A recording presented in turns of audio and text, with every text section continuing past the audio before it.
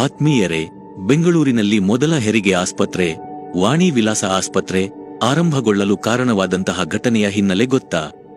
ಗೊತ್ತಿಲ್ಲದಿದ್ದರೆ ಅದನ್ನ ತಿಳಿಸುವ ಪ್ರಯತ್ನ ಮಾಡುತ್ತಿದ್ದೇವೆ. ಕೊನೆವರೆಗೂ ವಿಡಿಯೋ ನೋಡಿ ಹಾಗೂ ನಿಮ್ಮ ಸ್ನೇಹಿತರಿಗೂ ಶೇರ್ ಮಾಡಿ. 18ನೇ ಶತಮಾನದ ಸಮಯ ಬೆಂಗಳೂರಿನಲ್ಲಿ ತೀವ್ರ ಬರಗಾಲ ಆವರಿಸಿತ್ತು. ದನ ಕರುಗಳ, ಕೂಸು ಕುಡಿಗಳ, ಜನಸಾಮಾನ್ಯರ ಪರಿಸ್ಥಿತಿ ಹದಗೆಟ್ಟಿತ್ತು. ಇದನ್ನು ಮನಗಂಡಂತಹ ಬೆಂಗಳೂರಿನ ದೊಡ್ಡ ವ್ಯಾಪಾರಸ್ಥರೊಬ್ಬರು ಜಲತಜ್ಞರನ್ನ ಒಳಗೊಂಡಂತಹ ಒಂದು ತಂಡವನ್ನ ರಚಿಸಿ ಕೆಆರ್ ಪುರಂನ ಸುತ್ತಮುತ್ತಲಿನ ಜನರಿಗೆ ಅನುಕೂಲವಾಗಲೆಂದು ಬೆಂಗಳೂರಿನ ವೈಟ್ಫೀಲ್ಡ್ ಹತ್ತಿರ ಸುಮಾರು 260 ಎಕರೆ ಜಾಗದಲ್ಲಿ ಕೆರೆಯನ್ನು ನಿರ್ಮಿಸಿದರು. ಅವರೇ ಆಗಿನ ಕಾಲದ ಆಗರ್ಭ ಶ್ರೀಮಂತ ವ್ಯಾಪಾರಿಗಳು, ಸಹೃದಯಿ ದಾನಿಗಳು ಆದಂತಹ ನಮ್ಮ ಹೆಮ್ಮೆಯ ಎಲೆ ಮಲ್ಲಪ್ಪ ಶೆಟ್ಟರು. ಅಂದು ಅವರು ಕಟ್ಟಿಸಿದ ಕೆರೆಯೇ ಇಂದಿನ ಎಲೆ ಮಲ್ಲಪ್ಪ ಶೆಟ್ಟಿ ಕೆರೆ. ಮಲ್ಲೇಶ್ವರಂನಲ್ಲಿರುವ ಕಾಡು ಮಲ್ಲೇಶ್ವರನ ದೇವಸ್ಥಾನದ ಜೀರ್ಣೋದ್ಧಾರಕರು ಸಹ ಇದೇ ಎಲೆ ಮಲ್ಲಪ್ಪ ಶೆಟ್ಟರು. ಕೆರೆಯ ಕಾಮಗಾರಿ ನಡೆಯುವ ಸಮಯದಲ್ಲಿ ಕಾಮಗಾರಿಯ ವೀಕ್ಷಣೆ ಮಾಡುವುದು, ಕಾರ್ಮಿಕರಿಗೆ ಕೂಲಿ ನೀಡುವುದು ಇವೆಲ್ಲ ಮಲ್ಲಪ್ಪ ಶೆಟ್ಟರ ನಿತ್ಯ ಕಾಯಕವಾಗಿತ್ತು.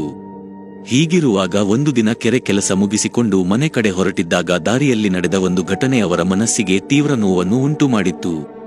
ಶೆಟ್ಟರು ತಮ್ಮ ಗಾಡಿಯಲ್ಲಿ ಹೋಗುತ್ತಿರುವಾಗ ಮಾರ್ಗ ಮಧ್ಯ ಗರ್ಭಿಣಿ ಸ್ತ್ರೀಯೊಬ್ಬಳು ಹೆರಿಗೆ ನೋವಿನಿಂದ ಬಳಲುತ್ತಿರುವುದನ್ನು ಕಂಡರು. ತಕ್ಷಣ ಅಲ್ಲೇ ಸುತ್ತಮುತ್ತಲಿದ್ದ ಹೆರಿಗೆಯನ್ನು ಮಾಡಿಸಿದರು. ಆದರೆ ದುರಾದೃಷ್ಟವಶಾತ್ ಆ ತಾಯಿ ಬದುಕುಳಿಯಲಿಲ್ಲ. ಅಂದೇ ಮಲ್ಲಪ್ಪ ಶೆಟ್ಟರು ಒಂದು ಸುಸಜ್ಜಿತ ಹೆರಿಗೆ ಆಸ್ಪತ್ರೆ ಕಟ್ಟಿಸುವ ಸಂಕಲ್ಪ ಮಾಡಿದರು.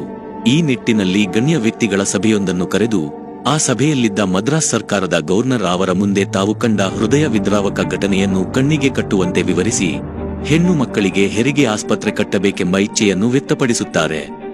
ಶೆಟ್ಟರ ಈ ಸಲಹೆಯನ್ನು ಎಲ್ಲರೂ ಒಪ್ಪಿಕೊಂಡು ಆಸ್ಪತ್ರೆಯ ನಿರ್ಮಾಣದ ಖರ್ಚಿಗೆ ಚಂದ ಎತ್ತಲು ನಿಶ್ಚಯಿಸಿ, ಶೆಟ್ಟರೆ, ಈ ಯೋಜನೆ ನಿಮ್ಮದು, ನೀವೇ ಮೊದಲು ಚಂದ ಹಾಕಿ ಎಂದು ಚಂದಾ ಪಟ್ಟಿಯನ್ನು ಶೆಟ್ಟರ ಮುಂದಿಟ್ಟಾಗ, ಮೊದಲು ನೀವೆಲ್ಲ ಹಾಕಿ ಆಮೇಲೆ ನನ್ನದಿರಲಿ ಎಂದು ತಿಳಿಸಿ ಮೂಲೆಯೊಂದರಲ್ಲಿ ಆಸೀನರಾಗುತ್ತಾರೆ.